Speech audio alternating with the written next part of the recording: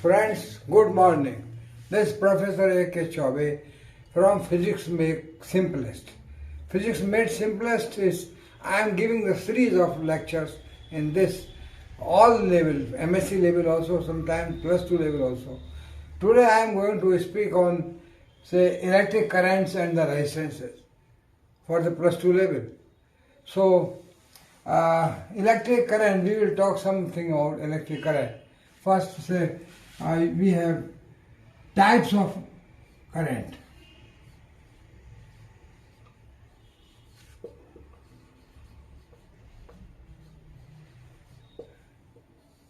As we know, the current is nothing else but the flow of charge. Flow of charge means flow of electrons. Electrons give charge to neighboring electron and the neighboring electron. Actually, it is not the actual flow of electrons. Electrons charge flow. And remember that, what the charge? Well, charge is a property. I say many times in my lectures that you can't see God. You feel the God, presence of God in the nature. Because everything here happening in nature tells us that there is some energy, something. So we feel that. Similarly, charge, we cannot see the charge. We feel the effect of charge. So many times I call this energy, charge, etc. I compare with the God, that is the natural power, natural energy. Because as we can't see the God also, we can't see the charge also. We see the effect of God, we see the effect of charge. We see the effect of energy. Energy also cannot be seen. Energy only can be felt. So charge, flow of charge means flow of electrons in conductors. I have talked in the semiconductor about conductors, good conductors, metals, bad conductors, semiconductors. So flow of charge through conductors constitute a current, and types of current means we have a current, say direct current.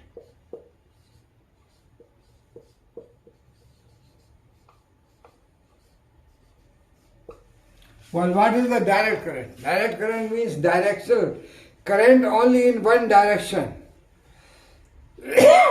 Means with the time, if you plot this,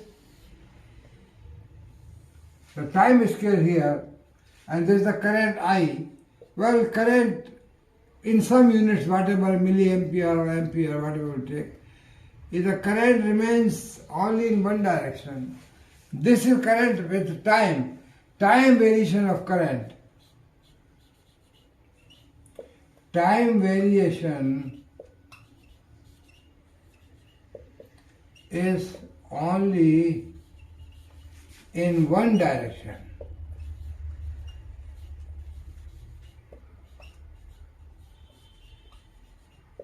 Only in one direction, current flowing, and moreover, the magnitude of the current is constant. The magnitude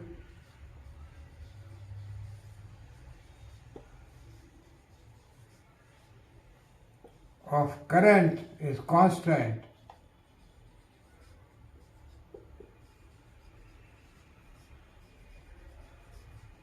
You can call this as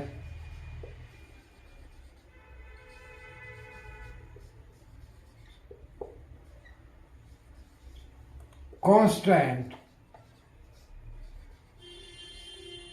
direct current.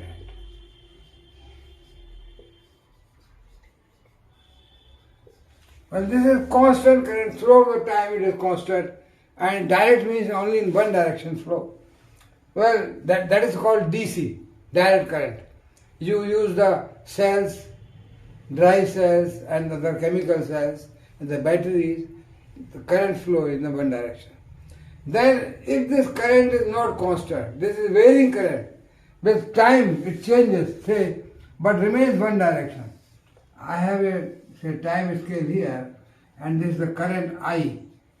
This is also current I, maybe in milliampere or microampere, whatever unit.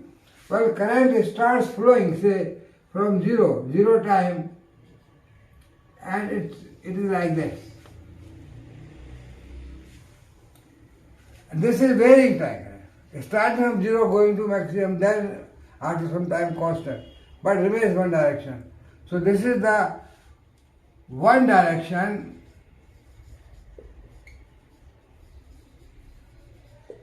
varying current.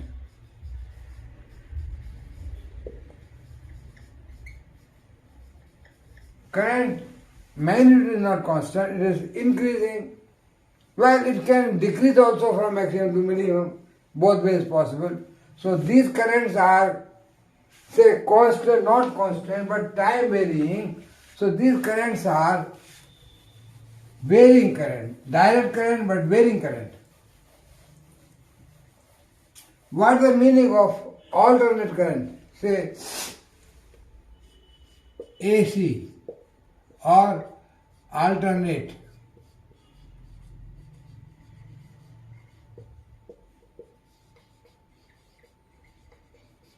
Alternate current, AC. So AC or alternate current means, I show by the diagram, the time scale is the time, and here I, it is the plus direction, it is the minus direction, it is the zero.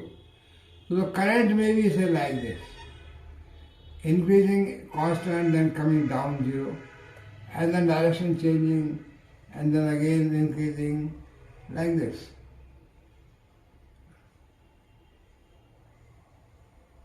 So this type of current is alternating, means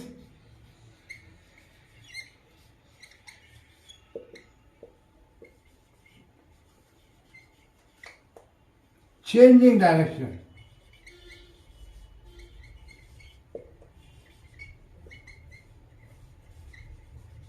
Means it has got plus positive direction, becomes a maximum, then decreases to zero. This is zero again, and this is the I maximum. I maximum. Like this here, I maximum. And this is also I maximum. That is peak value. So this is the peak. So peak value current, and then it becomes zero. It is changing. So it is fluctuating, not constant, fluctuating,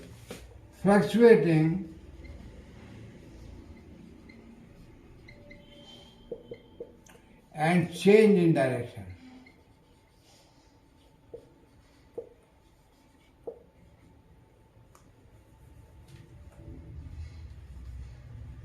Well, you can have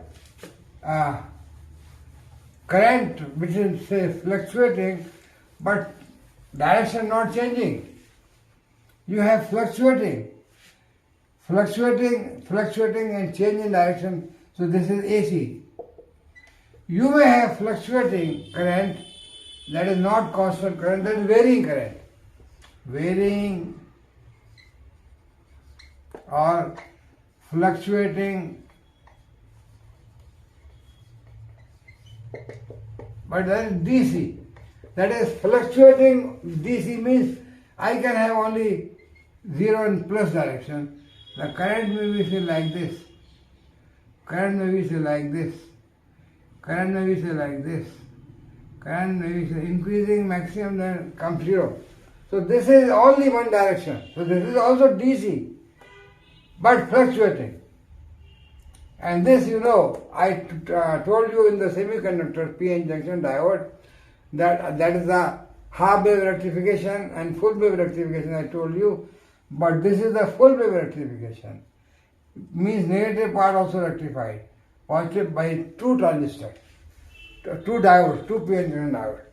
So, but here I am showing here it is the varying or fluctuating DC current. It is direction, only one direction, but amount or its magnitude is not constant. It is varying magnitude.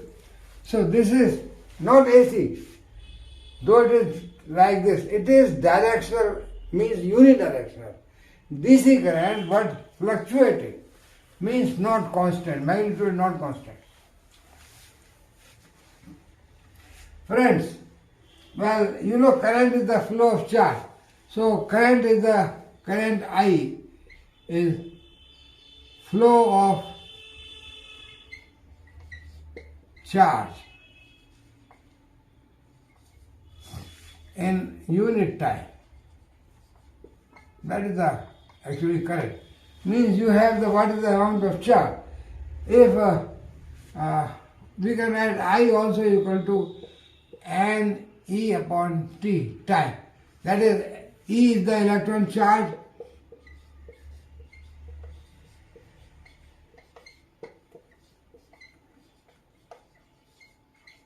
and n is the number of electrons.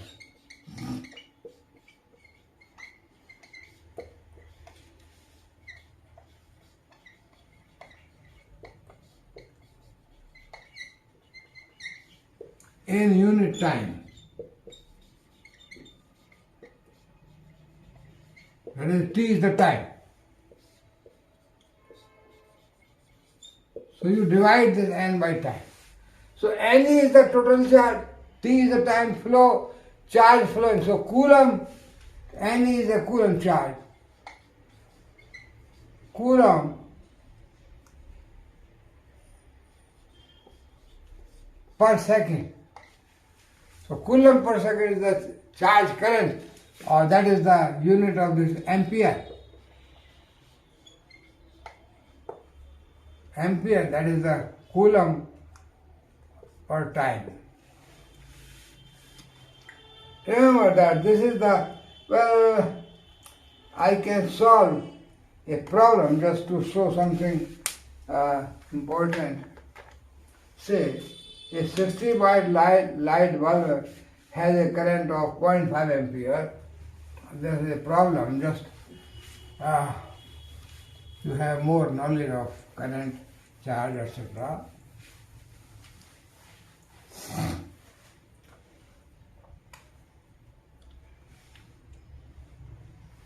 Well,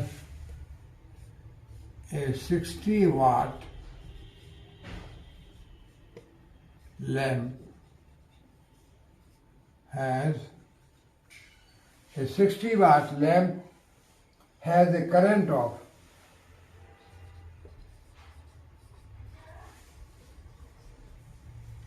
0.5 ampere passing through it.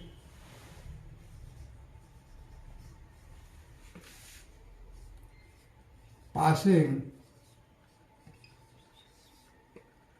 through it.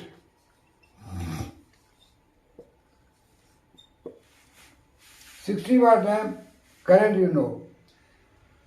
Calculate the number of electrons passing a cross section of the bulb.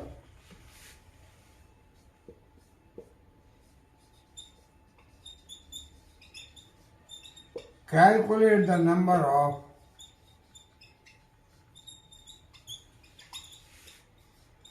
electrons passing a bulb.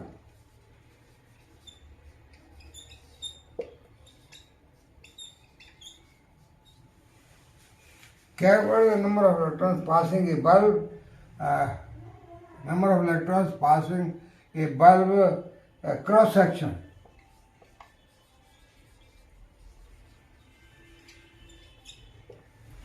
And the number of electrons that pass the cross section in 1 hour. Number of electrons passing a cross section of the bulb, and number of electrons that pass in 1 hour.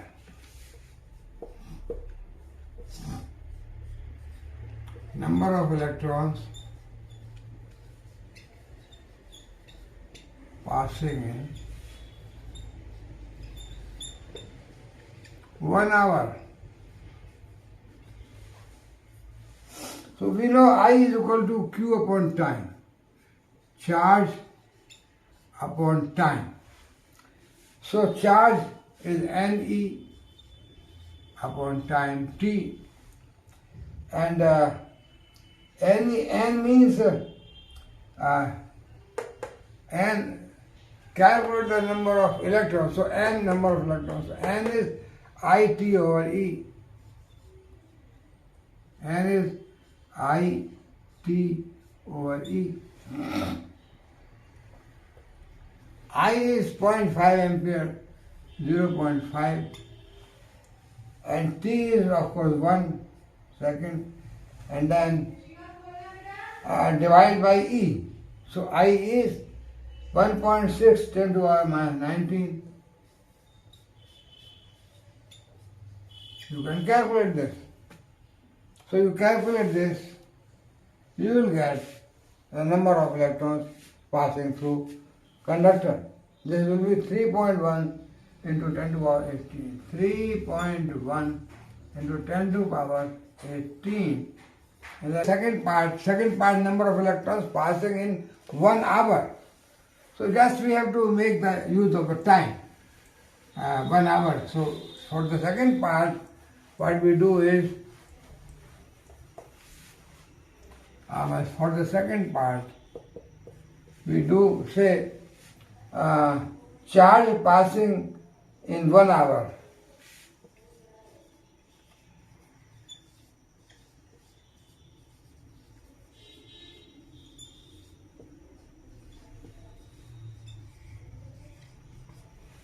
But we do, we multiply time, that is Q is equal to I into T.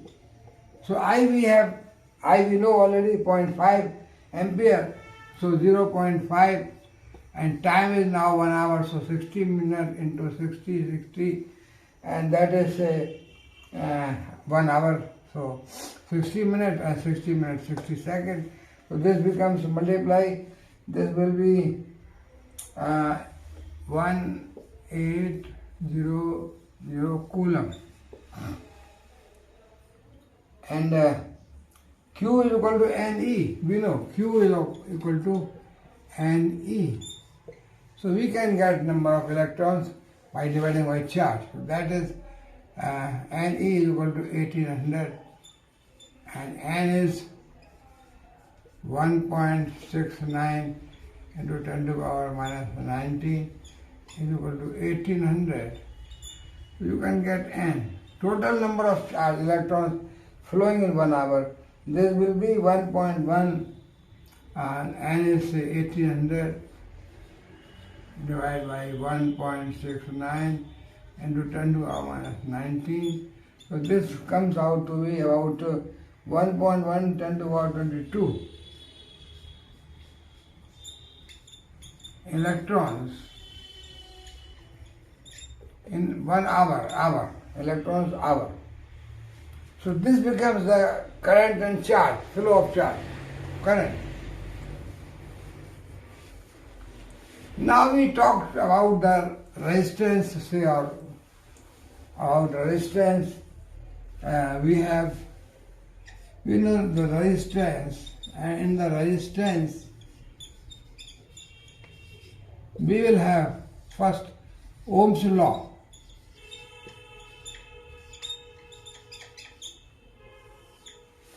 We know resistance. Well, the resistance or resistivity is the property of the conductor.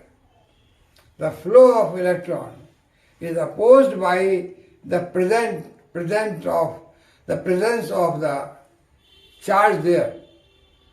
That is they resist because the charge, electron charge, is negative, and electrons present in the material also negative. So these electrons, the charge present in the conductor, that is the material. Good conductor that has got low resistance means the charge flow is supported by the property of the conductor. And insulators, of course, they don't have free electrons, so charge flow is not possible because they have no free charge. So if metals, they have free charge. Large number of electrons are there. So the flow of charge is easy because large charge, free charges amount too much. In the semiconductors, it was in between. In the bad conductors, there are almost no free electrons. They are all bound electrons. And energy required to make electron free in the bad conductor may be more than 6 electron volt. So they have large resistivity to flow of the charge. But what is the Ohm's law? Ohm's law is the physical condition remains same. You know, physical conditions remaining same.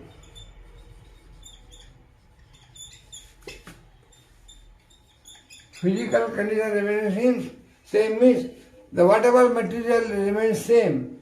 Its the structure is not changing, its temperature is not changing, its the natural condition not changing. So physical condition remaining same. That means we observe that if the condition is same, then current I flowing through the conductor is directly proportional to the voltage difference. You see here, say I should represent the resistance by say this symbol. So what the voltage be here across these 2 points. So this battery cell, say. So what is the voltage here at 2 points? V, and the current flowing in this I. So physical condition remaining same, the current flowing through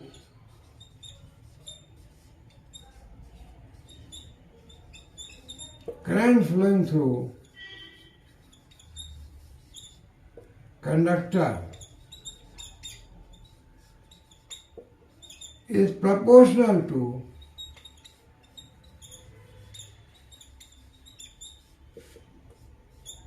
V, voltage. It is just like the flow of water in a pipe. You see what water is flowing from some height. So that is the potential energy due to gravity. So water from height flowing in the tube. So how much height the velocity of the water will be like that. So water flowing through the tube depends upon the difference of the potential, gravitational, that height means lower end and the upper hand. Or the water flowing through this depends upon the potential energy of the water tank, where water tank is there, at what height. So that is why we have in the colonies very high water tank, so that flow of water is at high speed. Because it depends upon the, that is current, or the speed of water depends upon the height of the tank. So similarly here we have this potential just like the height of the water tank, and flow of the current just like the flow of the water in the pipe. So this I is proportional to, you can say V, or V is proportional to I, whatever you can say, both ways possible, V proportional to I. You can say like this also. More voltage, more current. Voltage increased, current increased. So voltage and current both have, because it depends, V increase, I increase. I increase. Due to the flow of current, there is a potential drop across a resistance. That is called IR drop, where R is the property. That means R is the property. What is the R? R is the V upon I is equal to R. That is the constant of proportionality.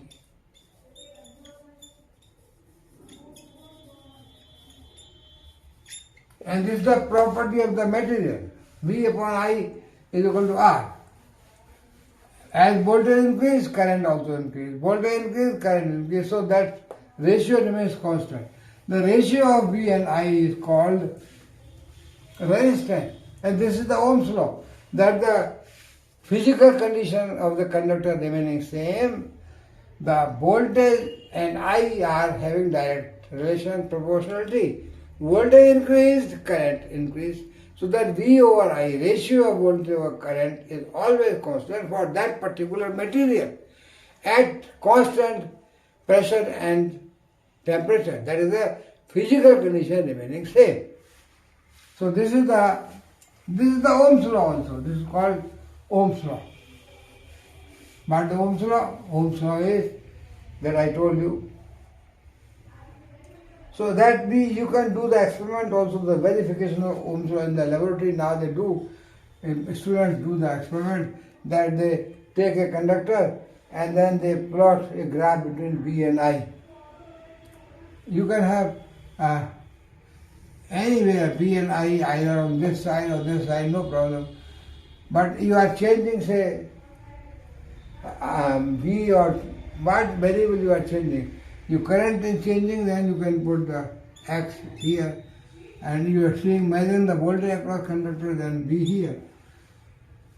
Or you are changing B and measuring current, then you can say X, B here, I here. It depends upon which is the variable parameter or depending on the other. So V over I you can draw. You can draw a graph between I and B. And this will be a straight line because directly proportional. I increasing, B increasing, or B increasing, I increasing. So that you have here anywhere a straight line curve. You take the delta V, you have delta I between these 2 points and find out delta V over delta I. You will get that this is equal to constant R. So you measure, either you measure many readings, you take many readings of I and V and tabulate, make in the experiment, you make a table in which you have changing serial number, you have I and B. Serial number, you have I and V. You are changing I, you are changing B. So for each reading then you calculate V over I with the error and find out this R and then take the mean. So either you do the experiment like this, that find out R here, the ratio of V over I, then you take mean. Or the other method is that you plot a graph between I and V and just take the slope of this by measuring delta V, delta. Any 2 points, find out slope. A straight line slope is constant means this tangent theta. That is y over x. This is y, this is x. So this is the method of doing experiment, either this way, but this is better because you have a straight line passing best line, because the points may be some point here and some point here, here, here. So this will be best fit line. So that this will give you the best, just like mean. Here you have mean, this is also giving you mean time. So this way you can verify Ohm's law that the ratio of delta V over delta I from the graph or the ratio of V over I here must be constant R. That is called the property of material and the resistance.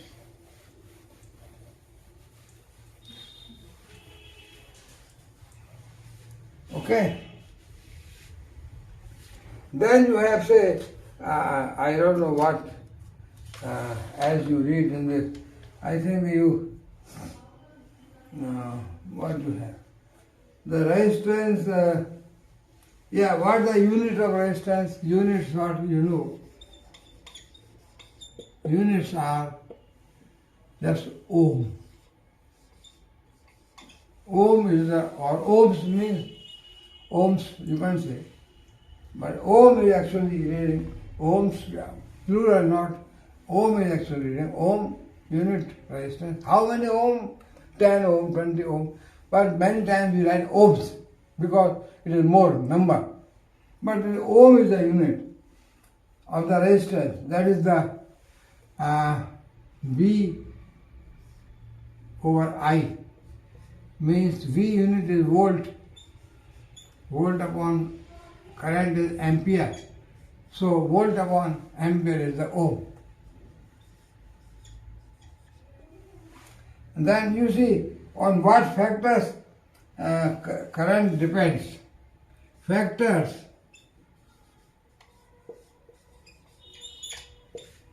upon which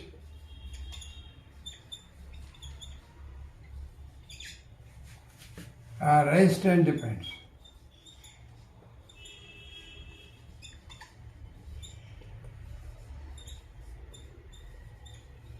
What are those factors on which resistance depends? How resistance depends on the material? Well, material, you know, resistance directly proportional to its length, conductor.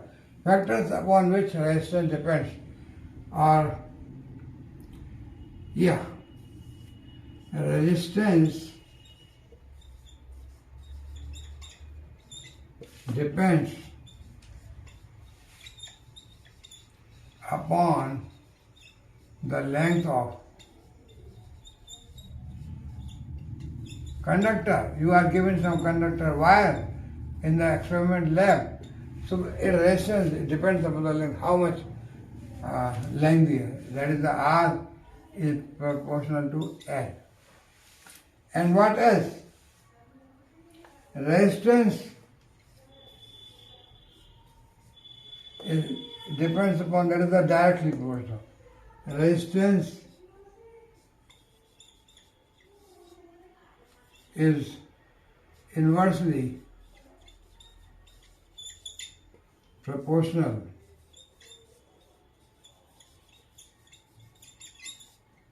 to cross-sectional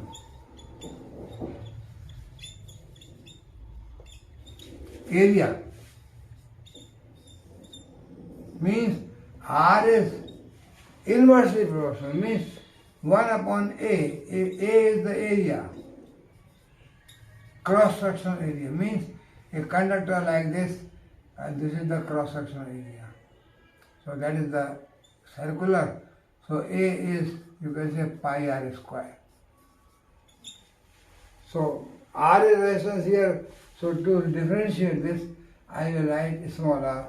I will write pi R square.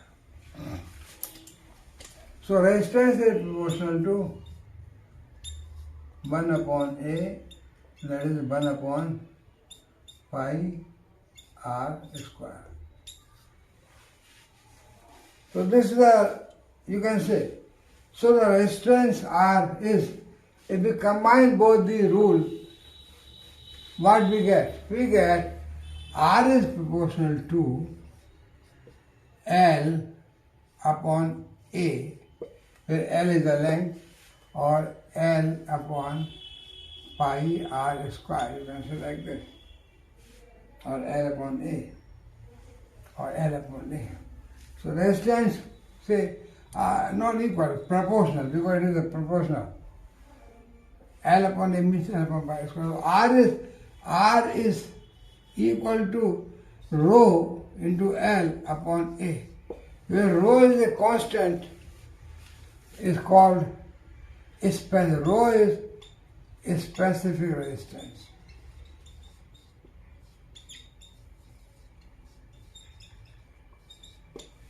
Means rho is the specific resistance, means resistance of a conductor if say I say L is equal to 1 unit, maybe whatever you want, 1 meter, now MK system, A is equal to 1 meter square area, then R is equal to, or rho is equal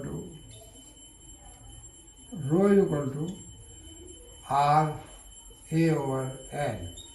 So this A meter square L, so this is, say, you can say R, A is meter square, L is meter, so 1 meter square cancelled. So rho is equal to specific resistance, that is, say, ohm meter, rho units, ohm meter. So specific resistance is the resistance of wire of unit length and unit area of cross section, you can say. A specific resistance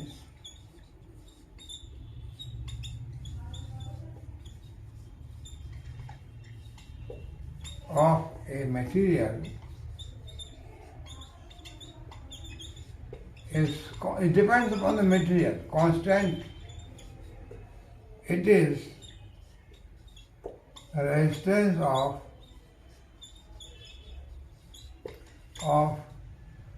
1 meter wire having 1 square meter area of cross section.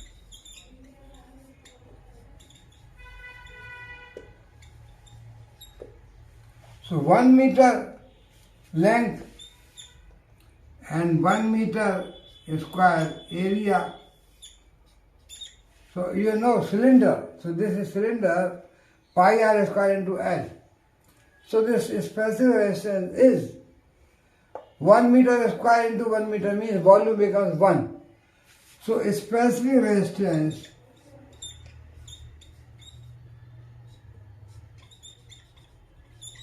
is the resistance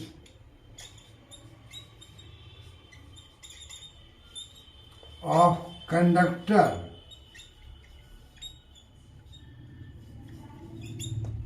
per unit volume, because the volume becomes 1 meter into pi r square, 1 meter square, that is 1 cubic meter. Volume means, so specific resistance means that is same unit. If a resistance you have here O meter, and here it will be same thing. Per unit volume is resistance. Per unit volume means meter square. Specific resistance, meter, 1 meter length and 1 meter square area. So this conductor has got volume 1 meter cube. So the resistance of this conductor will be a specific resistance.